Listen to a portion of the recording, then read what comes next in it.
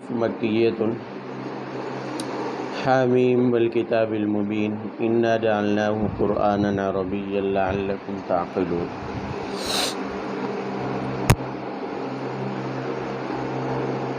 زخرف اس سورت کا نام ہے اور شان نزول کے اعتبار سے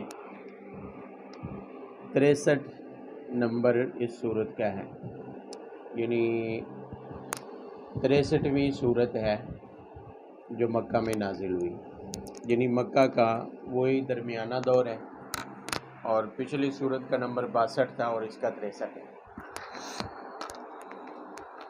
اور یہ انہی حوامیم میں سے ہے جن کے اندر وہی بنیادی عقائد، توحید اور رسالت اور آخرت سے متعلق عقائد چل رہی ہیں۔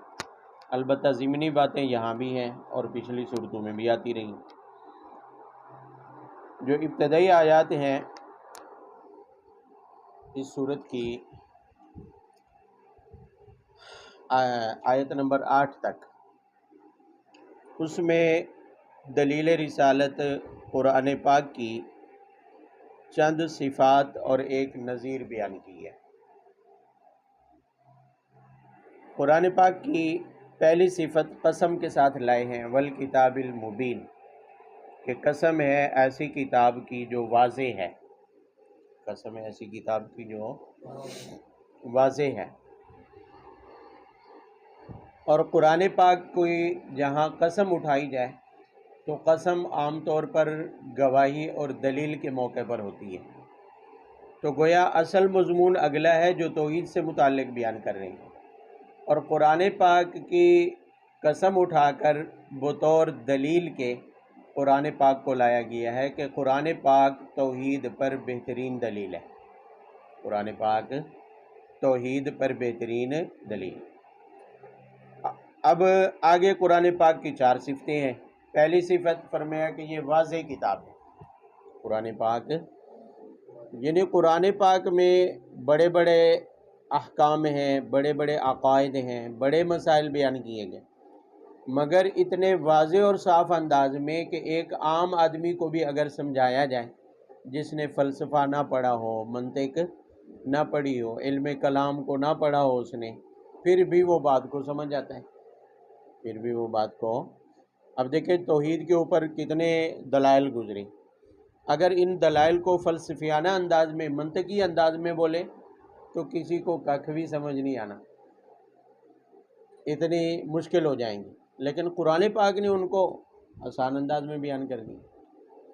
ایک جگہ پر غالباً 18ویں پارے میں سورہ مومنون میں، سورۃ المومن 18واں پارہ، قد افلح المؤمنون میں، سورہ نور سے پہلے ایک جگہ پر دلیل گزری تھی، دلیل تمانو۔ میں نے وہ کوشش کی تھی آپ حضرات کو منطقی انداز میں سمجھانے کی، شاید کسی کو یاد ہو، کتنی مشکل ہو گئی، حالانکہ قرآن نے اس کو 2 لفظوں میں صاف صاف بیان کر دیا۔ یعنی قرآن پاک کے اندر جو دلائل ہیں یا احکام ہیں وہ واضح ہیں، پیچیدہ نہیں ہیں، پیچیدہ نہیں ہے کہ ہر بندہ جو ہے جس کے سامنے اگر کوئی ماہر قرآن پاک کو سمجھنے والا عام لوگوں کے سامنے بیان کرتا ہے، سارے سمجھ جاتے ہیں۔ صبح درس قرآن ہوتے ہیں، اب کتنے لوگ ہیں جنہوں نے علم کلام پڑھا ہے، بلاغت پڑھی ہے، صرف و نحو یا عربی گرامر پڑھی ہے؟ کوئی ہے پڑھا لکھا؟ کس نے منطق فلسفہ پڑھا ہے؟ مگر سارے سمجھ جاتے ہیں، قرآن پاک ہر ایک کو سمجھ آتا ہے۔ انا جعلناہ قرآنا عربیا، قرآن پاک کی دوسری صفت جو پچھلی صورت میں بھی بیان ہوئی ہے کہ قرآن عربی زبان میں ہے۔ کیوں؟ لعلکم تعقلون، اللہ تعالیٰ فرماتے ہیں تاکہ تم سمجھو، یعنی مکہ والوں کو کہا جا رہا ہے، عرب والوں کو کہا جا رہا ہے کہ اصل براہ راست مخاطب تو عرب ہیں، تو فرمایا قرآن عربی میں ہم نے نازل کیا۔ اگر کسی اور زبان میں ہوتا، جیسے دوسری کتابیں سریانی یا عبرانی زبان میں تھی، تو تمہارے پاس بہانہ موجود تھا کہ جی اجمی زبان ہے، ہم کیوں سمجھیں اس کو، ہماری عربی اعلیٰ ہے۔ مگر ہم نے قرآن پاک عربی زبان میں نازل کیا، ایک تو یہ ہے کہ اس کے مضامین تمہارے لیے سمجھنے کیا ہو گئے؟ آسان، اور دوسرا فائدہ یہ ہوا کہ تمہارا عاجز ہونا بھی ثابت ہو گیا، تمہارا یہ دعویٰ بھی باطل ہو گیا کہ یہ محمد نے خود لکھ لیا۔ کیسے؟ کہ قرآن ایسا فصیح و بلیغ ہے کہ تمہارے جیسے متکبرین جن کو اپنی زبان کے اوپر اتنا فخر تھا کہ باقی ساری زبانوں کو یہ گونگا کہتے تھے، باقی ساری زبانوں والوں کو یہ عجمی اس لیے کہتے ہیں، عجمی کا معنی کیا ہوتا ہے؟ گونگا۔ یہ جو غیر عرب کو عجم کہا جاتا ہے، یہ عربوں کا تکبر ہے زمانہ جاہلیت کا، کہ وہ اپنی زبان پر انہیں گمان تھا، اپنی فصاحت اور بلاغت پر ان کو فخر تھا، تو اس گمان اور فخر میں وہ باقی سب کو گونگے کہتے کہ زبان تو ہماری عربی ہی ہے، فصاحت تو بس ہمارے پاس ہے۔ بات سمجھ آ رہی ہے؟ باقی سارے لوگوں کو، دنیا کے سارے انسانوں کو جو دیگر زبانیں بولنے والے تھے وہ عجمی اور گونگا کہتے۔ تو اللہ تعالیٰ فرماتے ہیں کہ تمہیں اکڑ تھی اپنی فصاحت اور بلاغت پر، مگر قرآن نے وہ بھی تمہاری اکڑ نکال دی ہے کہ قرآن کی فصاحت اور بلاغت ہے عربی میں، مگر اس کی فصاحت اور بلاغت کا مقابلہ تم بھی، جو دلیل ہے اس بات کی کہ یہ قرآن اللہ تعالیٰ کی کلام ہے، کسی انسان کی کلام نہیں۔ اور تیسری صفت ہے، فرمایا وَإِنَّهُ فِي أُمِّ الْكِتَابِ لَدَيْنَا لَعَلِيٌّ، اصل کتاب میں یعنی لوح محفوظ میں جیسے باقی آسمانی کتابیں موجود ہیں لکھی ہوئی، قرآن بھی لوح محفوظ میں کیا ہے؟ لکھا ہوا موجود ہے، مگر لَعَلِيٌّ، قرآن میں اور باقی آسمانی کتابوں میں فرق یہ ہے کہ یہ سب سے بلند اور برتر ہے، یعنی صرف دنیا میں ہی باقی آسمانی کتابوں پر یہ فضیلت نہیں رکھتا، بلکہ دنیا میں تو افضل ہے ہی، اللہ تعالیٰ کے لوح محفوظ میں بھی لکھا ہوا ہے کہ قرآن باقی کتابوں سے کیا ہے؟ برتر ہے۔ اور اس کی برتری کی وجہ پہلے گزر چکی ہے، 8ویں پارے میں آپ پڑھ چکے ہیں سورۃ الانعام میں، وہ کیا ہے کہ باقی ساری کتابیں کتاب اللہ ہیں مگر قرآن کلام اللہ ہے۔ باقی آسمانی کتابوں کے مضامین، معنی اور مفہوم، احکام اللہ کی طرف سے ہیں، لیکن الفاظ اللہ کی طرف سے نہیں ہے، الفاظ فرشتے کے یا نبی کے ہوتے ہیں۔ تورات ہے، زبور ہے، انجیل ہے، جس نبی پر یہ نازل ہوئی یا تو اس نبی کے الفاظ میں تھی یا پھر فرشتے کے الفاظ میں تھی، الفاظ اللہ کی طرف سے نہیں تھے۔ مگر قرآن ایسی کتاب ہے کہ مضامین اور معنی کے ساتھ ساتھ اس کے الفاظ بھی کس کی طرف سے ہیں؟ اللہ کی طرف سے۔ فرشتے کے الفاظ بھی نہیں ہیں، نبی کے اپنے الفاظ بھی نہیں ہیں، معنی اور مفہوم بھی براہ راست اللہ کی طرف سے ہیں، اور الفاظ بھی کس کی طرف سے ہیں؟ اللہ کی طرف سے۔ تو ظاہر ہے کلام الملوک کی ملوک الکلام، بادشاہوں کا کلام کلاموں کا بھی کیا ہوتا ہے؟ بادشاہ ہوتا ہے۔ بات سمجھ آ رہی ہے؟ اس لیے اب اللہ رب العزت کی ذات بلند اور برتر ہے تو اس کی کلام بھی کیا ہے؟ کیونکہ کلام اللہ کی صفت ہے، جیسے اللہ کی ذات بلند ہے تو اس کی صفت بھی کیا ہے؟ بلند ہے۔ اس لیے فرمایا کہ قرآن باقی آسمانی کتابوں کی نسبت لوح محفوظ میں بھی یہ لکھا ہوا ہے کہ یہ ساری آسمانی کتابوں سے اعلیٰ اور برتر ہے۔ اور چوتھی صفت فرمایا حکیم، قرآن حکمت سے بھرپور ہے، قرآن کے دلائل حکمت سے کیا ہیں؟ بھرپور ہیں۔ اب یہ 4 صفات بیان کرنے کے بعد آپ صلی اللہ علیہ وسلم کو مخاطب کر کے اور آپ کے واسطے سے عرب والوں کو کہا جا رہا ہے کہ افنضرب عنکم الذکر صفحا ان کنتم قوما مسرفین، یہ نظیر پیش کرنے کے لیے تمہید ہے۔ فرمایا کہ قرآن جب ایسی اعلیٰ کتاب ہے، حکمت سے بھرپور ہے، نصیحتوں سے بھرپور ہے، تو کیا ہم صرف اس وجہ سے قرآن کو پھیر لیں، اس نصیحت کو تم سے دور کر دیں کہ تم حد سے بڑھنے والے ہو، تم ہٹ دھرم ہو، تم اس کو سمجھنا اور ماننا نہیں چاہتے، کیا اسی وجہ سے ہم قرآن کو کیا کر لیں؟ روک لیں؟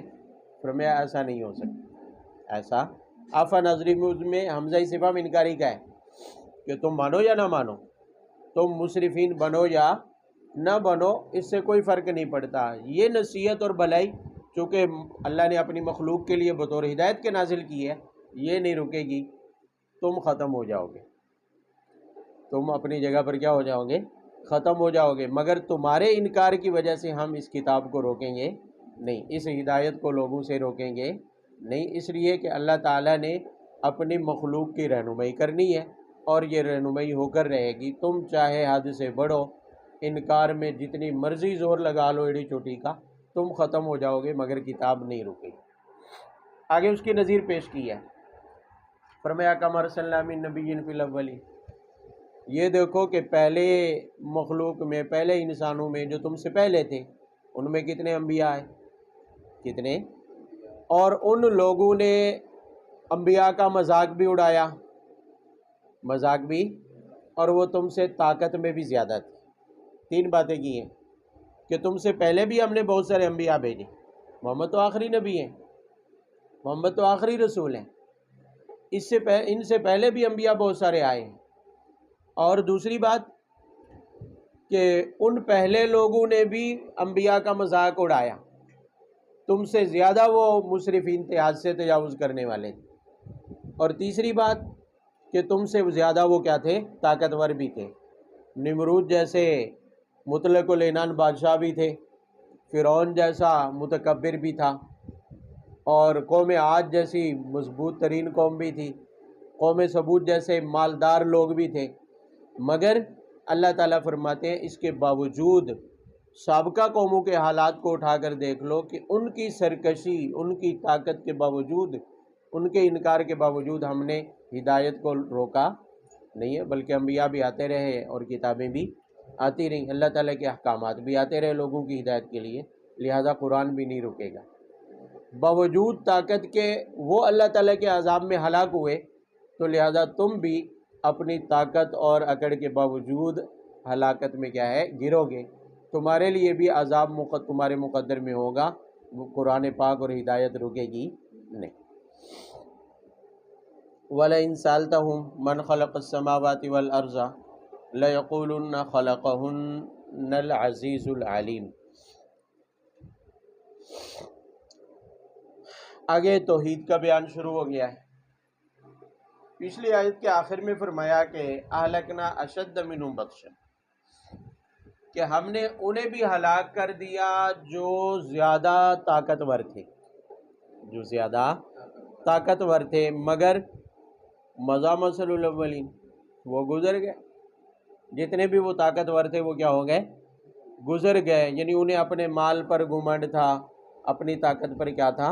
گھمنڈ تھا، ان کے مال اور طاقت نے ان کو گمراہی میں ڈال دیا، دین و ایمان سے وہ ہاتھ دھو بیٹھے۔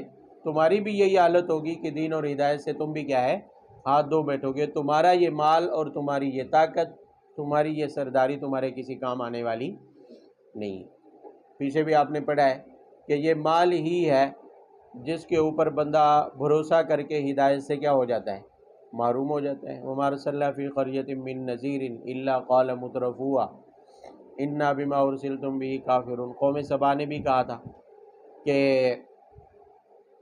اللہ تعالیٰ فرماتے ہیں کہ جتنے بھی ہم نے انبیاء بھیجے کسی بھی بستی میں، علاقے میں، تو وہاں کے خوشحال لوگوں نے یہ ہمیشہ یہی کہا اِنَّا بِمَا أُرْسِلْتُم، ہم نہیں مانتے، ہم نہیں مانتے، کیونکہ وہ سمجھتے تھے کہ یہ جو مال ہمیں ملا ہے، دنیا ملی ہے، یہ خوش نصیبی ہے ہماری، ہم پہنچے ہوئے ہیں، اللہ کے ہاں منظور و مقبول ہیں، لہٰذا ہمیں مزید کسی ہدایت کی ضرورت نہیں ہے۔ اس لیے نبی بھی اگر کوئی ان کے سامنے آ جاتا تو وہ کہتے ہیں نعوذ باللہ یہ باطل ہے، یہ جھوٹا ہے، ہم اگر غلط راستے پر ہوتے تو ہمیں دنیا کیوں ملتی، ہمیں دولت کیوں ملتی؟ وہ تو عز من تشاء، لوگ لکھوا لیتے ہیں نا بڑی کوٹھی بنا کر، ھذا من فضل ربی، اور اگر کسی کو اقتدار میں بڑا عہدہ مل جائے تو وہ یہی آیت پڑھتے ہیں پہلے، وہ تو عز من تشاء و تذل من تشاء، کہ بھی ہمیں یہ عزت ملی ہے اس لیے کہ ہم خوش نصیب ہیں، لہذا آخرت میں بھی ہم ہی خوش نصیب ہوں گے۔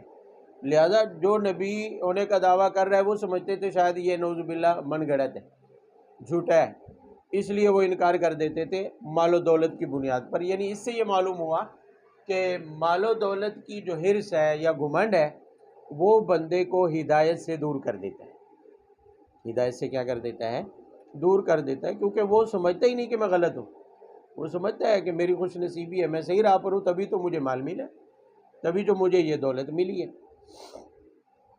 حدیث میں ماضی بانی جایانی ارسلا فی غنم بافسد لها من حرص المرء علی المال والشرف لدینی، فرمایا کہ دو بھوکے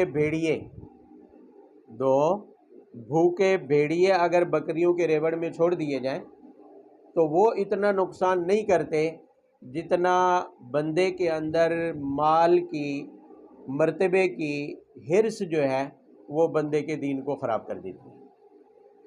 یعنی دو بھوکے بیڑیا اس لیے کہا ہے، شیر یا چیتا نہیں کہا، حالانکہ وہ بھی درندے ہیں اور شکار کرتے ہیں، جانوروں کی چیر پھاڑ کرتے ہیں، مگر شیر اور بیڑیے میں یہ فرق ہے کہ شیر میں شکار کی حرص نہیں ہوتی، وہ بھوکا ہو تو شکار کرتا ہے ورنہ نہیں کرتا، جب اس کی بھوک مٹ جائے تو بس باقی اس کے سامنے جانور پھرتے بھی رہے تو مارتا نہیں ہے، بلا وجہ جانوروں کو نہیں مارتا۔ مگر بھیڑیے میں شکار کی حرص ہوتی ہے، یہ مزے لینے کے لیے بھی مار ڈالتا ہے جانوروں کو بھیڑیا، یعنی کھا کے رج گیا، بھوک نہیں ہے پھر بھی مارتا رہتا ہے، چسکا ہوتا ہے اسے شکار کرنے کا۔ تو فرمایا کہ بھیڑیا جو شکار کا ویسے ہی عادی ہے، اسے اگر بھوکا رکھ کر چھوڑ دیا جائے دو بھیڑیوں کو بکریوں کے ریوڑ میں، ظاہر ہے وہ نقصان تو کریں گے، بڑا نقصان کریں گے، مگر فرمایا کہ اس سے زیادہ نقصان آدمی کی جو مال کی حرص ہے، مقام و مرتبے کی کیا ہے جو حرص ہے، یہ بندے کے دین کو زیادہ خراب کر دے، دین کو زیادہ نقصان دے، بندے کا دین اسی پر جو ہے نا ہمیشہ ڈاواڈول ہو جاتا ہے۔ بندہ مسئلہ پوچھ رہا ہے کہ ہم دکاندار جمعہ پڑھتے ہیں مگر باری باری، کیسے کہ ایک بندہ جو ہے نا چلا جاتا ہے قریب کی کسی مسجد میں جمعہ پڑھ لیتا ہے، باقی اس کی دکان کھلی رہتی ہے، خیال رکھتے ہیں تاکہ بند نہ کرنی پڑے، پھر اس کے ساتھ والا دوسری مسجد میں جا کے جمعہ پڑھ لیتا ہے جہاں بعد میں ہوتا ہے، وہ واپس آ کے اس کی دکان کو دیکھتا ہے تاکہ بند نہ رہے۔ اب یہاں اندازہ لگائیں یہ باریاں کیوں لگائی جاتی ہیں؟ میں نے کہا قرآن تو کہہ رہے وذر البیع، خرید و فروخت چھوڑ دو، جب جمعے کی اذان ہو تو خرید و فروخت کیا ہے چھوڑ دو، اور تم اس دوران میں بھی گاہک نہیں چھوڑنا چاہتے، یعنی حالت یہ ہے۔ اب یہ کس وجہ سے ہو رہا ہے کہ ایک گھنٹے کے لیے دکانیں نہیں بند ہو سکتی، کاروبار نہیں چھوڑ سکتے، یہی مال کی حرص ہے نا، ورنہ اللہ نے جو مقدر میں لکھا ہے اسے ایک گھنٹے میں بند بھی رہے تو کوئی روک سکتا ہے اسے، اور اگر اللہ نے نہیں لکھا اس گھنٹے میں کوئی گاہک کوئی نفع نہیں لکھا نصیب میں، بے شک کھلی بھی رہے تو کوئی دے نہیں سکتا، مگر اس پر ایمان نہیں ہے۔ مال کی حرص نے بندے کو ایسا کر دیا کہ باریاں لگا رکھی ہیں کہ تو فلانی مسجد میں پڑھ لے، میں فلانی میں پڑھ لوں گا، دکان تیری بھی کھلی رہے گی میری بھی کھلی رہے گی، مال کی حرص ہے اور کیا ہے۔ تو بہرحال ان کے ذہن میں یہ نظریہ بیٹھا ہوا تھا کہ ہم خوش نصیب ہیں لہذا ہم ہی کیا ہے، تو اللہ تعالیٰ نے ان کی یہ غرور نکالا پہلو کی مثالیں دے کر، اور آگے پھر ساتھ ہی توحید کی بات شروع کر دی ہے۔ توحید کہتے کس کو ہے یہ تو آپ بھولے نہیں ہوں گے کہ معبود صرف کون ہے، یعنی عبادت کے لائق صرف اور صرف کون ہے، اللہ تعالیٰ۔ آگے اس پر مسلسل دلائل دیے ہیں جو پہلے بھی گزر چکے ہیں، البتہ ترتیب یقیناً ہر جگہ مختلف ہوتی ہے۔ پہلی دلیل یہ دی ہے، فرمایا کہ وَلَئِن سَأَلْتَهُم مَّنْ خَلَقَ السَّمَاوَاتِ وَالْأَرْضَ، اگر آپ ان سے پوچھیں کہ آسمان و زمین کو کس نے پیدا کیا، مشرکین سے آپ پوچھیں جنہوں نے معبودان باطلہ بنائے ہوئے ہیں، آپ اگر ان سے پوچھیں کہ زمین و آسمان کو کس نے پیدا کیا تو یہ کہیں گے اللہ نے، یہ کہیں گے یعنی اللہ کو مانتے تھے۔ اور یہ بات وہی 18ویں پارے میں گزر چکی ہے کہ مشرکین جواہر کا خالق اللہ کو ہی مانتے ہیں۔ جواہر کہتے ہیں کائنات کی وہ چیزیں جو بذات خود قائم ہیں، کسی کے سہارے پر قائم، جیسے زمین ہے، آسمان ہے، اور کائنات کا باقی اجزاء ہیں، سورج ہے، چاند ہے، سیارے ہیں، وہ کہتے تھے اس کائنات کا خالق تو اللہ تعالیٰ ہے۔ لیکن انہیں مصیبت یہاں پڑتی تھی کہ وہ یہ کہتے تھے کہ اس کائنات میں تصرف کرنے والا صرف اللہ نہیں ہے، اس کائنات میں تصرف کرنے والا صرف اللہ، اس لیے عبادت کے لائق بھی وہ کہتے تھے کہ اللہ نے کائنات کو بنانے کے بعد اپنے معاونین بنا دیے، یہ جو ہمارے معبودان ہیں، اور ہمارے جو غالب بدعتی ہیں ہمارے ہندوستان اور پاکستان کے آج کل درباروں والے، وہ بھی یہی عقیدہ رکھتے ہیں کہ کائنات میں اللہ کے علاوہ بھی انبیاء اور اولیاء بھی متصرف ہیں، کائنات میں تصرف کا اختیار انہیں بھی ہے، تھوڑا سا غوث پاک کو بھی ہے، تھوڑا سا فلانے پیر کو بھی ہے، فلانے کو بھی ہے، وہ بھی کر لیتے ہیں، وہ بھی تصرف کیا ہے، کوئی اولاد دے دیتا ہے، کوئی کسی کے بگڑے ہوئے کام کیا کر دیتا ہے، بنا دیتا ہے، کہیں کسی لیے کام مقدمہ پھنسا ہوا ہو تو اس میں بھی پیر صاحب کی دعا جو ہے نا کام آ جاتی ہے، پیر صاحب مسائل بنا دیتے ہیں، یعنی بگڑی ہوئی بنا دیتے ہیں، پریشانیوں کا حل نکال دیتے ہیں، آسانیاں پیدا کر دیتے ہیں۔ تو بہرحال یہ نظریہ جو کائنات میں متصرف ہونے کا ہے یہ مشرکین مکہ کا بھی تھا، تو اللہ تعالیٰ نے اس کو توڑنے کے لیے دلیل دی ہے، فرمایا کہ جب تم یہ مانتے ہو کہ کائنات میں جواہر کا خالق اللہ تعالیٰ ہے تو معبود بھی صرف وہی ہے، متصرف بھی صرف وہی ہے۔ بھئی جس نے کائنات کو بنایا اور اسے کوئی دشواری پیش نہیں آئی، وہاں اسے کسی کی معاونت درکار ہے؟ اتنی بڑی کائنات جو ابھی تک پوری دریافت بھی نہیں ہو سکی، اللہ نے بنا دی، تو پھر اس کے اندر تصرف کرنا کون سا کوئی اتنا مشکل کام ہے کہ اللہ کو معاونین کی ضرورت پڑ گئی کہ بھی وہ فلانا بت بھی جو ہے کام کر رہا ہے، فرشتے بھی اس میں اختیار رکھتے ہیں، انبیاء بھی اس میں اختیار رکھتے ہیں، یا اولیاء بھی اس میں اختیار رکھتے ہیں، معاون ہے، اللہ تعالیٰ کو معاون کی ضرورت تھی۔ فرمایا کہ جب جواہر کائنات جیسے اتنے بڑی مخلوق کو اللہ نے بغیر کسی معاونت کے پیدا کر دیا، تو اب جب باری تصرف کی گئی تو اللہ کو معاونین کی ضرورت تھی؟ ہرگز نہیں ہے۔ نہ اللہ تعالیٰ کو تخلیق میں معاونین کی ضرورت تھی اور نہ اب تصرف میں کسی معاون کی کیا ہے ضرورت ہے۔ خالق بھی صرف وہی تھا، معبود بھی صرف کیا ہے وہی ہے، اور متصرف بھی اس کائنات میں صرف کون ہے؟ اللہ تعالیٰ۔ سبحان ربی۔